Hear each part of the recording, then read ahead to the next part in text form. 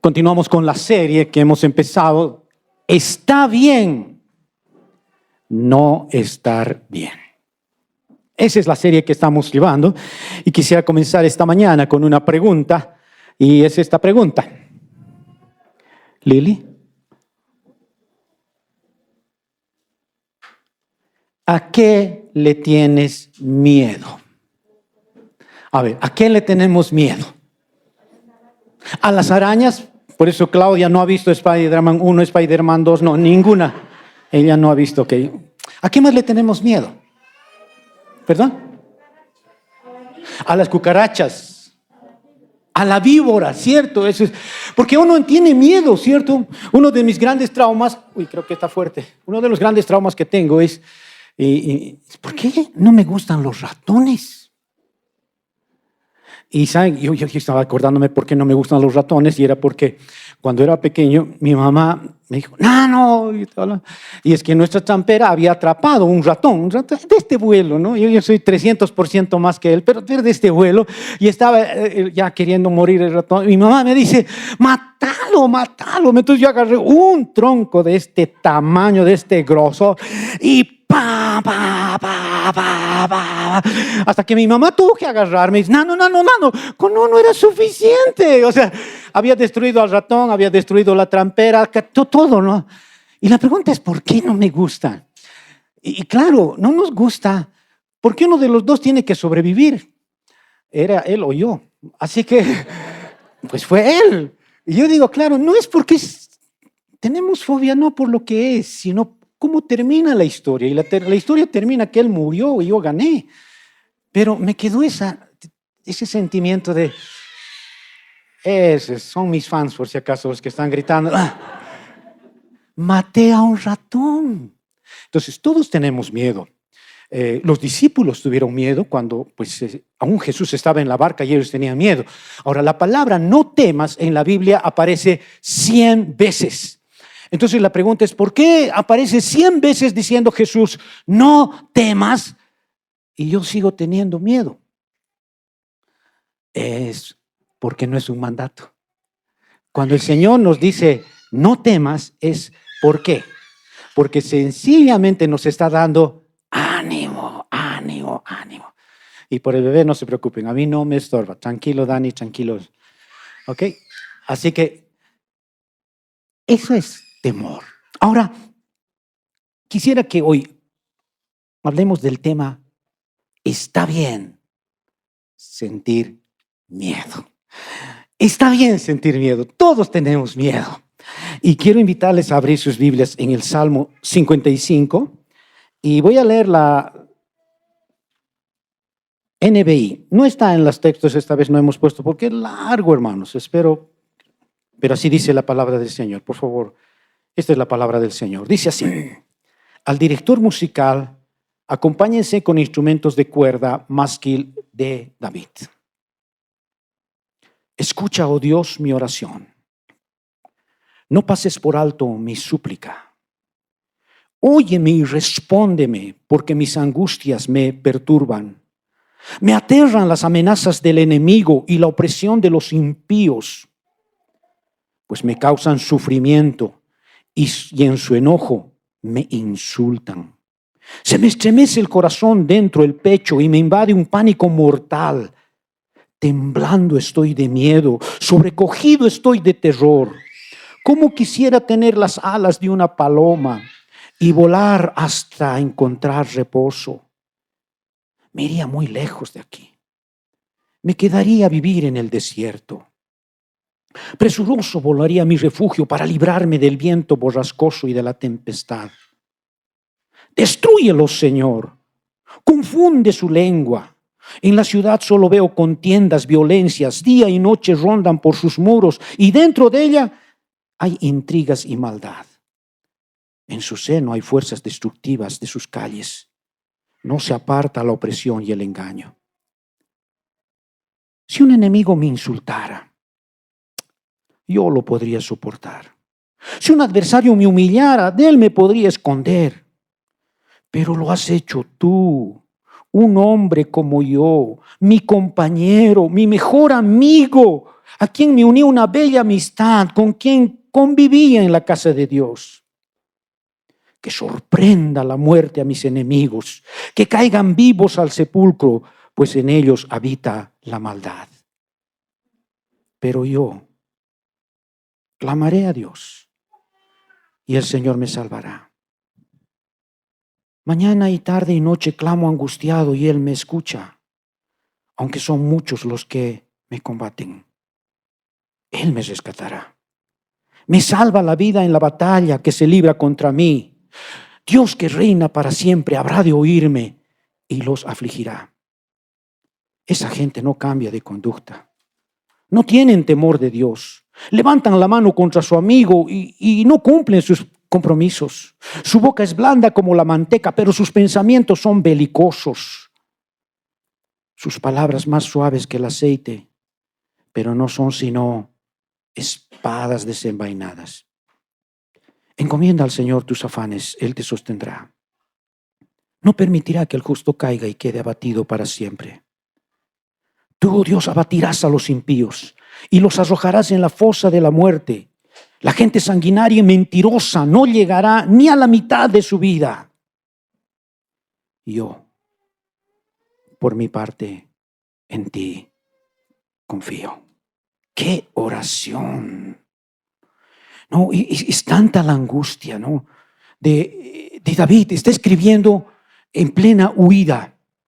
Es cuando se encuentra huyendo de dos personas que él ama. Y uno es Absalón, que es su hijo, y el otro es Ahitofel, que era su mejor amigo. Está con mucho miedo porque ambos han conspirado cómo destruirle y quitarle su reinado. Y él comienza con 4 imperativos. Escúchame, no pases por alto. Óyeme, respóndeme. Así comienza su salmo. Y no es una oración como nosotros comenzamos. Cuando nosotros comenzamos, a veces comenzamos, alabado sea Dios, grande, y empezamos con un tiempo de alabanza. David no tiene tiempo de alabar. Entra directo a pedir, respóndeme. Ahora miren cómo se describe en el verso 2, dice, óyeme, respóndeme porque mis angustias me perturban, me aterran, la opresión de los impíos me causan sufrimiento, en sus insultos me insultan, se me estremece el corazón, temblando estoy, sobrecogido estoy de terror. Okay. Tenía una angustia, pero está devastado emocionalmente y físicamente. Está aterrado por las amenazas de sus enemigos. La pregunta es, ¿qué es lo que está produciendo esto? ¿Por qué está en esta situación? Y mi primer punto es, tiene miedo de las amenazas familiares. La pregunta es, ¿cómo es que un hijo como Absalón puede rebelarse contra su papá? Y rebelarse de tal manera que llega a traicionarle y quitarle el trono. Para eso tenemos que retroceder un poco en la historia para entender a Absalón. Y sucede, esta es la historia de los 3 hijos de David. David tenía un hijo mayor que se llamaba Amón. Y este Amón se enamoró de su hermana que se llamaba Tamar. Y se enamoró tanto de Tamar, su hermana, que un día con engaños la lleva a la casa y la abusa sexualmente, la viola. Y después de abusarla sexualmente, la saca a la calle y la despide. Ella le ruega y le dice, no hagas eso, pide mi mano al papá y nos va a dar. Pero él dice, y la bota. Pues en la calle la encuentra Absalón, el tercer hijo de David. ¿Qué hace Absalón?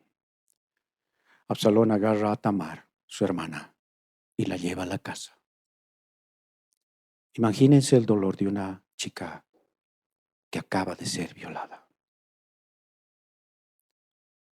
Absalón está diciendo en su corazón, mi papá va a hacer algo. Mi papá va a hacer algo. Y esperó un día. Y al día siguiente, mi papá va a hacer algo. Esto no puede quedar así. Mi papá va a hacer algo. ¿Y saben qué? Los días se convirtieron en meses, Y al cabo del mes, mi papá tiene que hacer algo, no puede estar así, va a hacer algo. ¿Y saben qué? Los meses se convirtieron en años y David no hizo nada durante 2 años. En el corazón de Absalón estaba: mi papá no es un buen papá. Y ni siquiera es un buen papá, tampoco es un buen rey. Pero yo voy a tomar la justicia por mi honor. ¿Y saben lo que hace? La Biblia dice que él tramó cómo matar a su hermano Amón. Y lo logró. Mató a Amón. Y en esa desesperación, después de haberlo matado, lo que hace es escapar. Y se escapa donde el rey Jesús. Y estuvo 3 años con el rey Jesús. ¿Y saben lo que hizo David con Amón? El castigo que a David le dio Amón fue, y la Biblia dice, y no lo volvió a hablar. Nada más. No le hizo nada más. A los 3 años, Absalón vuelve al reino de Jerusalén, donde está David, y sigue siendo rey. Pero David no lo recibe. No quiere verlo. Entonces lo que hace él es: no me quiere recibir, está bien. Y este hijo dice que tenía 50 escoltas, como era el hijo del rey. Entonces se paraba en la puerta de Jerusalén, en la puerta de entrada a la ciudad, y les preguntaba a los que venían. Y les decía: ¿a qué está viniendo? Y Absalón dice que era simpatiquísimo. Y dice: ¿a qué está viniendo? Y le contaba a la gente y le dice: estoy viniendo a que el rey me haga justicia. Tengo problemas, así que tiene que solucionarme el rey. Y Absalón le dice: ¿sabes qué? Creo que no te va a hacer justicia. Y yo creo que por dentro Absalón está pensando y está diciendo: si a mi hermana no le ha hecho justicia, ¿qué le va a hacer al pueblo? Así, pero no terminaba la historia. Él dice que, pero si yo fuera rey, decía Absalón, pero si yo fuera rey, yo sí te atendería. Y dice que eso hizo durante 4 años. Entonces, gente que venía cada día diciendo: necesito justicia, Absalón decía: ay, si yo fuera rey, yo te atendería, yo te haría justicia. Y la Biblia dice que se ganó el favor de todo el pueblo. 4 años haciendo eso. A los 4 años le dio golpe de estado al papá. Y es ahí donde escribe esto. ¿Y saben por qué hay amenazas familiares? Porque los hijos a veces tenemos expectativas demasiado grandes sobre nuestros papás. A veces creemos, y las expectativas que tenemos de papá y mamá no son las reales.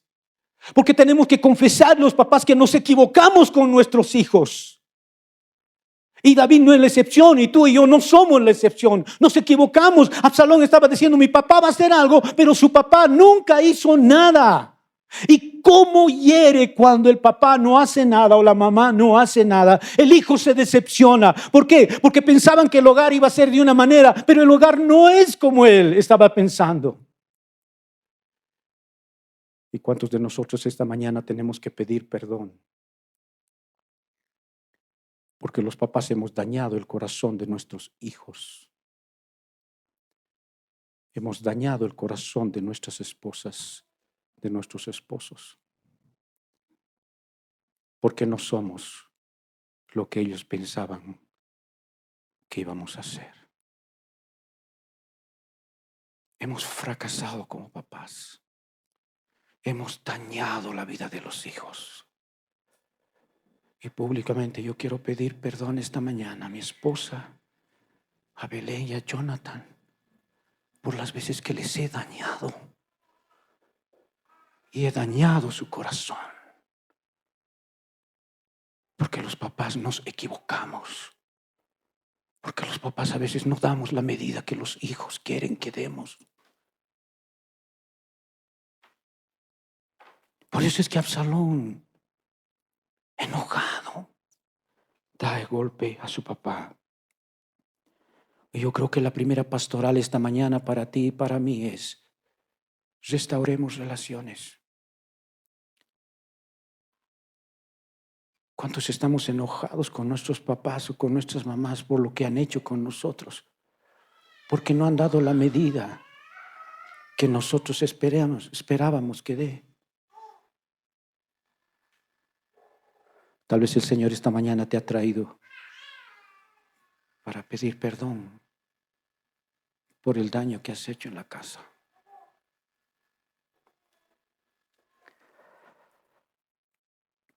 Y es que también los hijos de Dios tienen miedo. Tal vez esta mañana estás viniendo con el temor de una crisis familiar.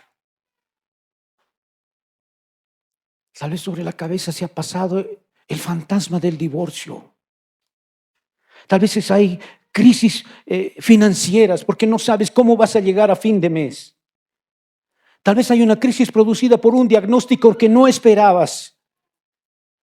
Porque te dan un diagnóstico que no estabas esperando y hay cáncer donde está y donde no debería de haber.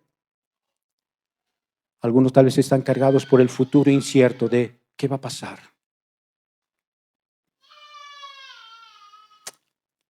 Frente a todas esas amenazas, David hace lo que todos hacemos y dice la palabra en el 6.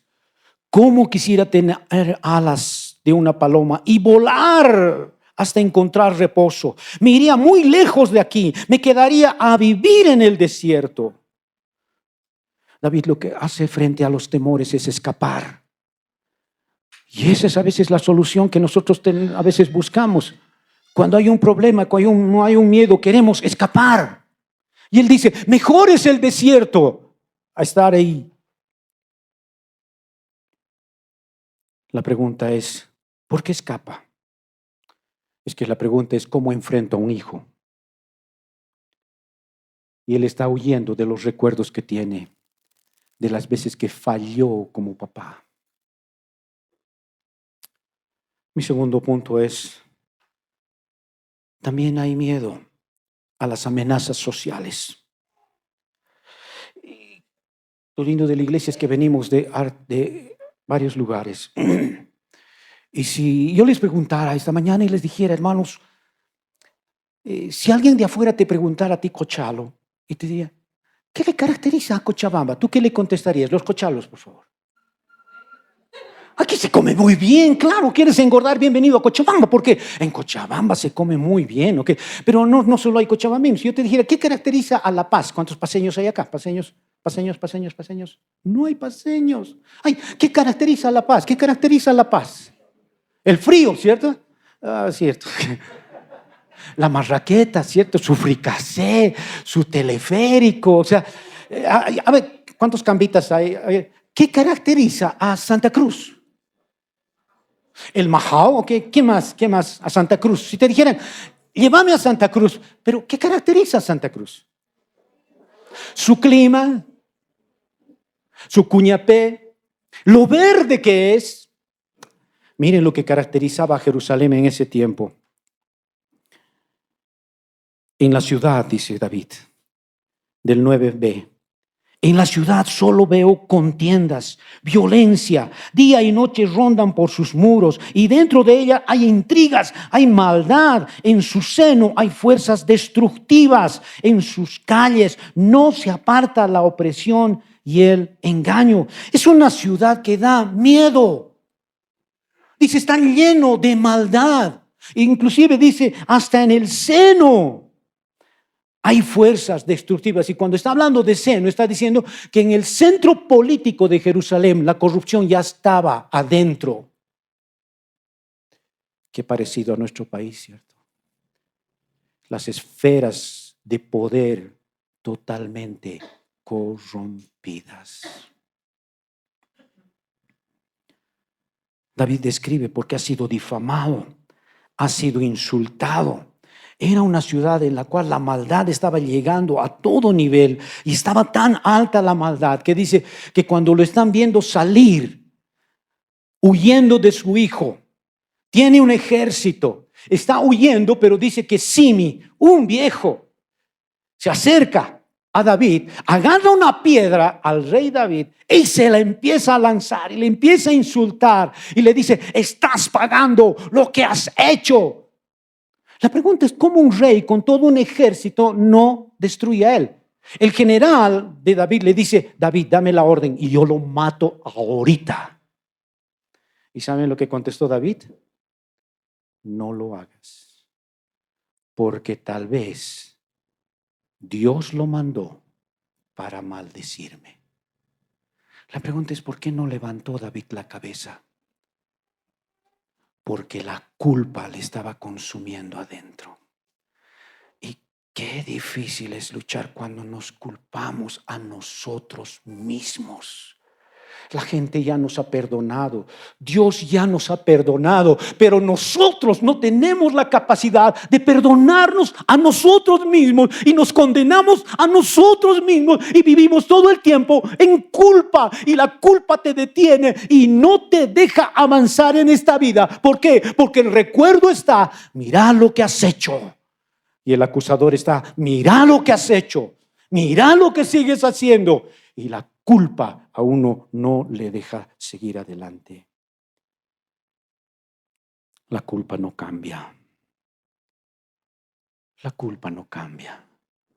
Si a alguien tú quieres hacer sentir culpable para que cambie, camino errado. Con la culpa nadie cambia. El arrepentimiento es lo que hace cambiar.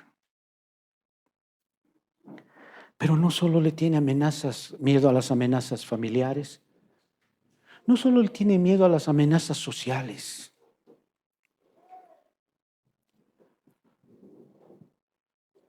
Porque no vayamos a pensar que nuestro país es bueno. Se dice que en Bolivia, cada semana, desaparecen 6 niños o niñas. Por una semana, 6 niños se pierden en Bolivia. Y a veces la iglesia no dice nada. Vivimos en esa sociedad. Pero no solo le tenemos miedo a las amenazas familiares, no solo le tenemos miedo a las amenazas sociales, sino le que tenemos miedo a las amenazas de las amistades.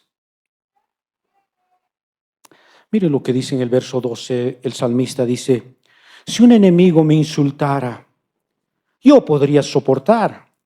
Si un adversario me humillara, de él me podría esconder. Pero las has hecho tú, un hombre como yo, mi compañero, mi mejor amigo, a quien me uní una bella amistad, con quien convivía en la casa de Dios. ¿Qué descripción? Y aquí está hablando de Agitofel. ¿Por qué? Porque Agitofel era ¿quién? Era el consejero personal de David. Era el que se sabía todo de David. Era tan sabio este tipo que la Biblia misma dice que cuando él hablaba era como escuchar la voz de Dios. Era tan sabio que cuando uno iba y le decía, dame un consejo, te daba el consejo y ese era el concepto perfecto. Pero él traiciona a David. Y dice, si alguien me insultara, dice, yo me aguantaría. Ahora, ¿a quién no le han insultado? Los que manejamos estamos ahí, ¿cierto? ¿Quién no nos ha insultado? ¿O a quién no hemos insultado? ¿Sí? Y David dice, si un enemigo me insulta, ya pues es mi enemigo, me vale, pues al final es mi enemigo. Pero él dice, ¿pero cómo? Pero que amigo te traicione, eso es otra cosa. ¿Cómo duele cuando los insultos vienen de alguien que te ama o dice que te ama? Eso duele. Al final, el enemigo tiene el derecho pues de insultarnos. Pero lo que más duelen son las palabras de los que queremos. Eso cómo lastima.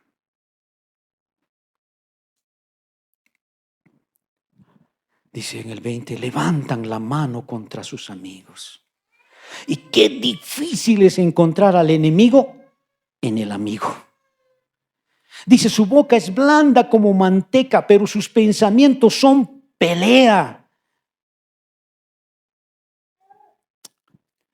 Y es que a veces sin darnos cuenta, lastimamos a nuestros amigos y a nuestros hermanos. Dice, con él yo iba al templo y estoy pensando, seguramente es como si algún hermano se acercara o alguna hermana se acercara en algún tiempo de oración y diría, ¿sabe, hermana?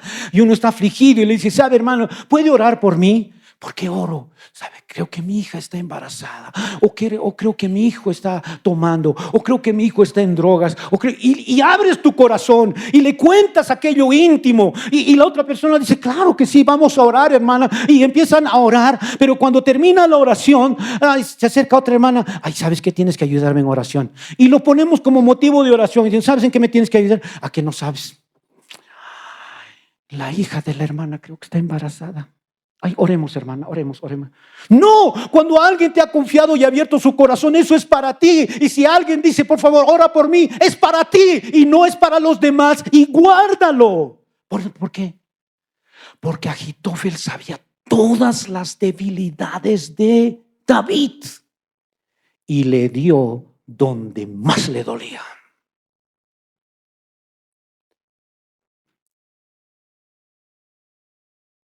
Ahitofel fue el que le dice, hay maldad en él. ¿Saben qué le aconsejó Ahitofel a Absalón?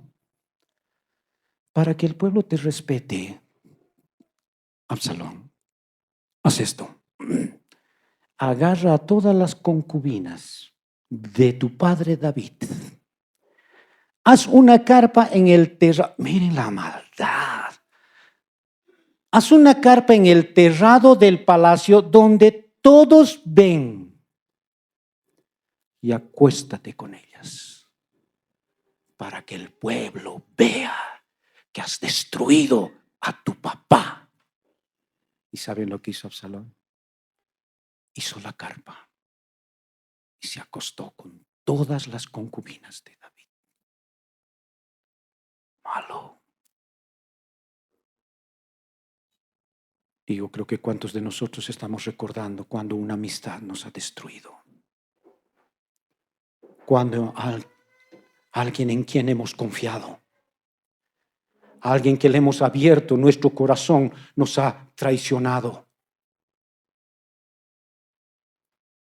Por eso sale en el verso 15 esta expresión que no es una apologética a la maldición. En el 15 David dice que sorprenda la muerte a mis enemigos, que caigan vivos al sepulcro, pues en ellas habita la maldad. Son expresiones que no podemos ignorarlas. Están en la Biblia y creo que Jesús las cantó porque este era un canto que se cantaba en la iglesia.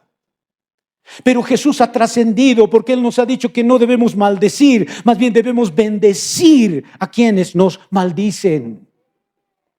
No es un insulto. Es una frase honesta de alguien que ha sido lastimado. ¿No se les mueve, hermanos, algo en el corazón cuando en la televisión usted escucha la noticia? Niña de 5 años, de 3 años fue violada. ¿No se le mueve algo adentro de indignación y decir, ¿cómo pueden ocurrir estas cosas? Y uno adentro explota. Y eso es lo que David está experimentando. Ojalá algún día Dios haga justicia y se los lleve al sepulcro. Pero no es venganza, no dice yo los voy a matar. Es una expresión de un corazón lastimado y decir, tú eres mi justicia, tú haz algo con mis enemigos. Así que David tiene miedo a las amenazas familiares, a las sociales y a las amistades. Y quiero entrar a la recta final. Entonces, ¿qué se hace con esto? ¿Cómo se manejan los miedos? Y en el verso 16 la palabra del Señor dice así: pero yo clamaré a Dios. Pero yo clamaré a Dios. Mañana, tarde y noche clamo angustiado y Él me escucha. Ya no desea escapar como una paloma. Ahora corre a los pies del Señor. Y es que la situación no ha cambiado. Sigue siendo perseguido, pero él decide clamar. Él tiene un ejército para atacar a su hijo. Él puede destruir a Absalón y a su amigo, pero él toma la decisión de clamar. Tal vez no ha terminado tu problema, pero de algo estoy seguro. Y es que el Señor te oirá. Y el Señor ya te ha oído. Tal vez la situación que estás viviendo no cambie mañana, pero de algo estoy seguro, y déjame decirte, Dios ya te ha escuchado. Pero alguien me dirá, pastor, pero sigo pasando por la misma situación. Sí, estás pasando por la misma situación. Y yo también sigo en la misma situación. Pero de algo el Señor me está diciendo esta mañana. Él ya me ha escuchado. Por eso se dice, yo clamaré día y noche. Pero ¿qué es la segunda cosa que hace? En el verso 22 dice así. Encomienda al Señor tus afanes y Él te sostendrá.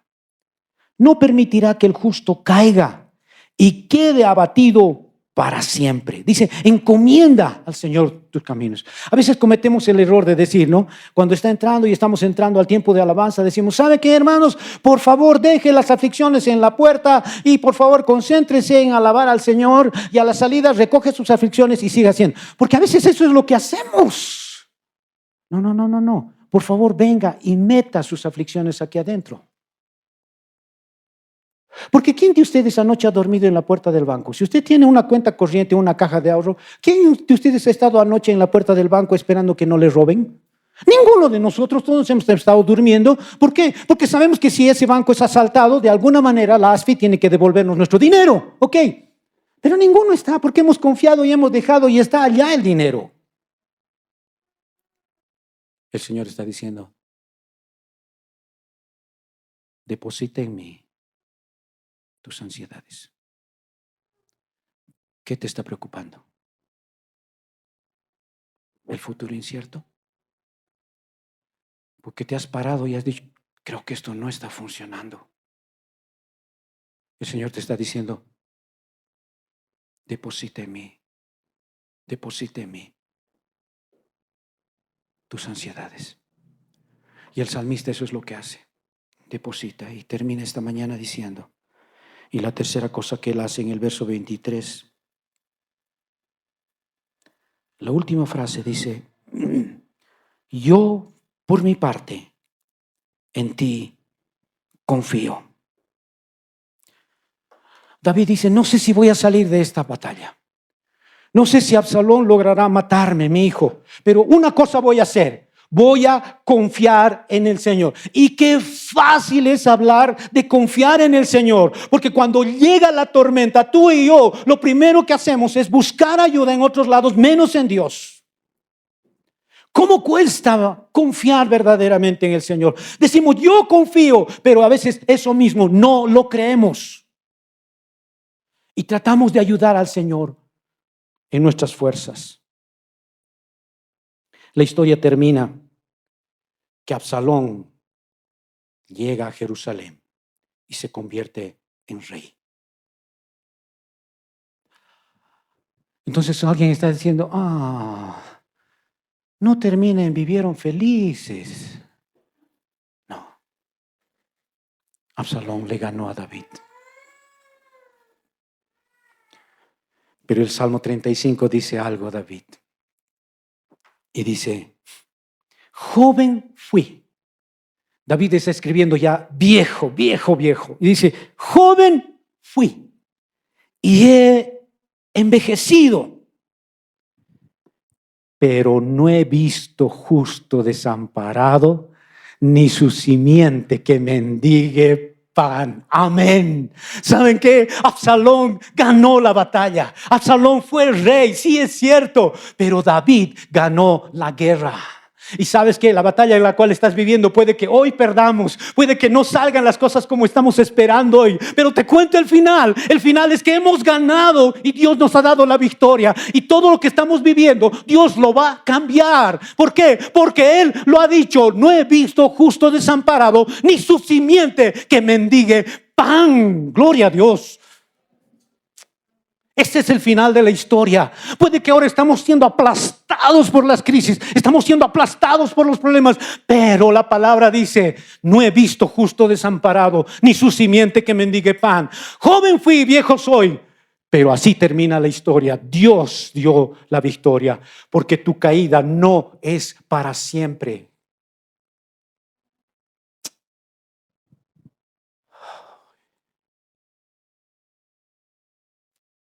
Imagínense una conversación de dos niños de 5 años, una niña y un niño, y la niña le dice: hola amigo, te noto preocupada, le dice. Sí, estoy preocupada. La niña de 5 años: ¿qué te está preocupando?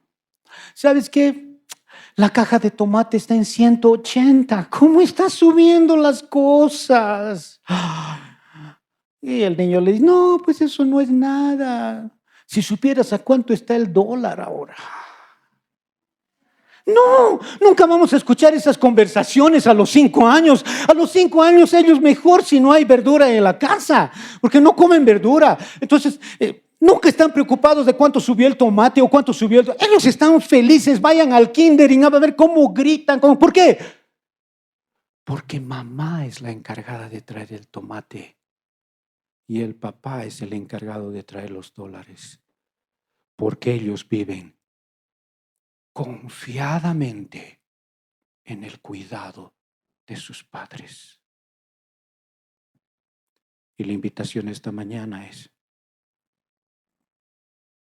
confía en Dios. Él nunca falla. Por eso David termina diciendo: yo voy a confiar en Dios. Esta mañana yo quiero terminar con aplicaciones. Y la primera creo que es: ¿qué relaciones están rotas? ¿Qué conflictos familiares todavía arrastras porque la herencia, o hablaron mal de ti tus hermanos, o te pagaron como no debían ser? Restáuralas. Tal vez sea un tiempo de los padres de pedir perdón a los hijos, a las hijas, por el daño que les hemos hecho.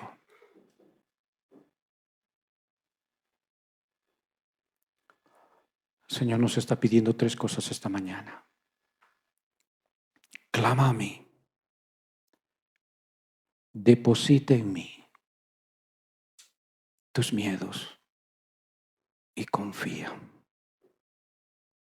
Que Dios nos dé la gracia de depositar nuestras cargas ante su presencia. Oremos.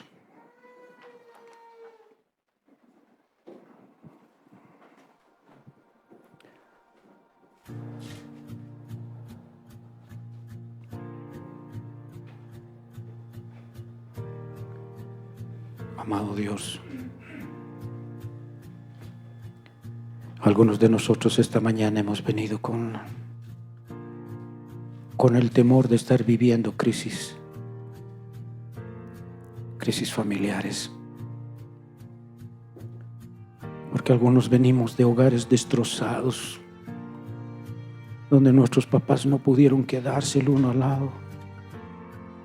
Y cómo nos ha afectado en nuestra vida. Algunos papás venimos con vergüenza porque hemos fallado a nuestros hijos, a nuestras hijas. Que hoy sea un tiempo de pedirles perdón. Algunos hijos no han cumplido las expectativas de los papás. Nos toca sanar esas heridas, Señor. Nuestro país no está bien, Señor. Matan por un celular. Hay amenazas, Señor.